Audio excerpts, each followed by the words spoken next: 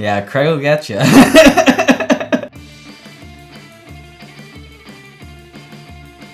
Hey, I'm Joey. My project is called Norman Lake, off my childhood home, and I'm gonna build some Legos today.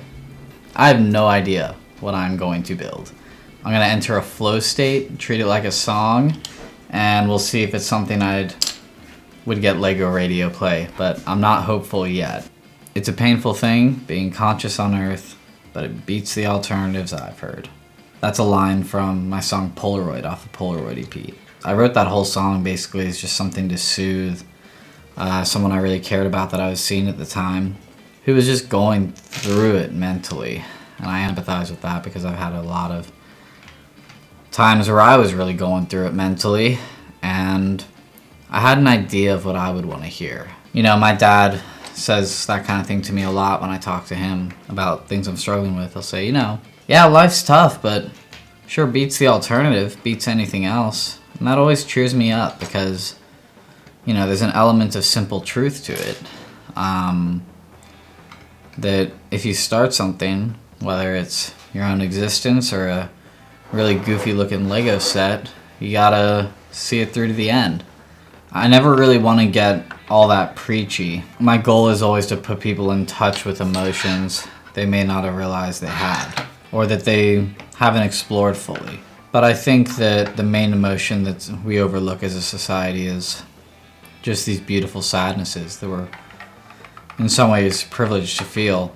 I think it's when you spend too much time running from sadness that you really do become consumed by it. What the f*** am I building? Okay, we're making a dragon. That's our only course of action. We're making a dragon. And I guess it's gonna be blue. And I guess instead of wings, he's gonna have whatever these things are. Man, I miss my youth. Thought it held no real use. Consume or be consumed. That is a line from the song Consume, also off the Polaroid EP. You either consume to escape, or you're consumed by your own consciousness. You're consumed by the human experience in ways that, in this song, the connotation is more despondent. As I get older, one of the things I notice is that you feel that your youth kind of fleeting and starting to slip away a little bit. And you also have this sensation that your youth has been wasted. That at the time you believed it really didn't have a lot of use, you know, that it was part of being young is not realizing how good youth is. So you thought it had no real use. Consume or be consumed. The beautiful thing about making music right now is that it's accessible. Anybody can make music, but will that music be found? Will it be heard?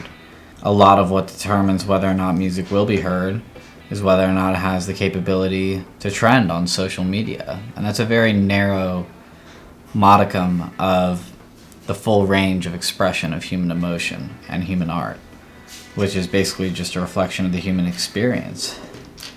So that's a little tough, but other than that, it's a great time to make music.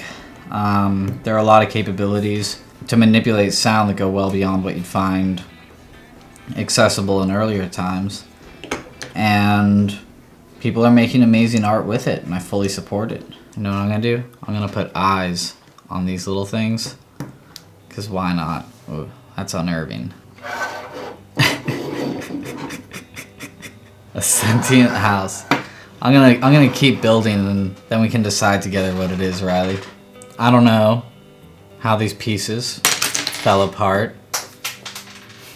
It goes to show love's a fragile work of art. That line is from Island Life is Getting Lonely, where I was on vacation and missing somebody who was far away on another continent. I had this thought of, I could feel the distance growing. We'd actually broken up and had talked about getting back together, but then I was far away, they were far away, and you know, you don't know how it falls apart. You don't know how the things that made up a beautiful relationship crumble. But what it always goes to show is that love is a very fragile work of art. Some works of art, like a Lego set on this set, could become immortalized for many years and my strange man could be shown to many people. But other works of art are not meant to be permanent. They're meant to be fleeting. They're meant to be not a sculpture, but a dance between two people. That's another beautiful thing about love, is the risk of its impermanence. You have to accept that too when you love someone. The writing of an album is a joy. It's just me writing song after song after song and then collecting the ones that I think have the most cohesion and just rolling with them under a concept. And then once I have a concept, I write a few more songs to kind of flesh it out, what I'm trying to say. I approach an album very much like I would approach a single song, because you need some form of message you're trying to get across. And it really becomes an album when that message is something that deserves to be said. And I find that most really deep messages deserve a lot of tracks to be said. I was always drawn to music based on its storytelling with this emotional engine behind it that we don't understand, which is music. We don't know why a chord change might move us to tears, but it can. Sometimes over and over again you listen to the same song and you're just consistently moved to tears because of the music and what's being said. And that really drew me to it. It's a vehicle to affect somebody in ways they don't fully understand, in ways you don't fully understand when you create it. I think it's beautiful. Hold on. There we go. Oh, we're cooking with fire now. This is very unnerving. I love it. Yeah, my instrument progression has pretty much always been just further and further exploration of acoustic guitar. I love acoustic guitar. It's so simple and yet beautiful and complicated and yet accessible. I forget who it was that said this, like maybe Jimmy Page, I don't know. But don't quote me on that. But basically there was someone who said that one of the best things about guitar is that there are a million ways to approach it, and every single one is valid. And I feel that way about most forms of artistic expression, and the guitar is just a great example of that. All good things must end. I don't want to play pretend. That is from the song, the closing song off of Songs for Long Distance Lovers, which is All Good Things Must End, an appropriate title to end an album. The same way this too shall pass, all good things must end. It's that feeling of being in love, but also having this distance because you don't want to play pretend. You want to remember that it's a finite thing and that at any point it could disappear. And that's not to be afraid of it disappearing, but that's to allow it to be precious and something you cherish.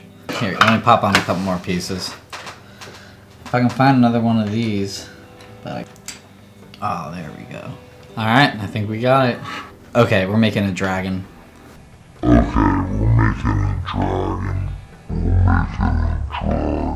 His name is Craig, and he is the gatekeeper of the spirits of the music industry. He's benevolent, but he's also going to tell you that you should keep your demos a demo and have very harsh critique on things he shouldn't be critiquing. But he's not a suit and tie guy, you know. He's a horns, pretentiously closed eyes, and flared nostrils guy. I say more power to Craig. Oh wait, hold on.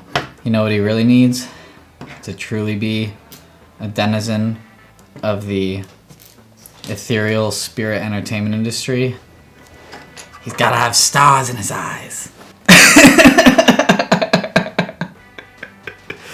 Yeah, Craig will get you. I'm Joey. My project Norman Lake is dropping the album Songs for Long Distance Lovers in March. If you're watching this after early March, you should just go stream it. Otherwise, you can pre-save it or write a letter to your grandma about how great it's gonna be. It's gonna be great, Gram. You're gonna love it.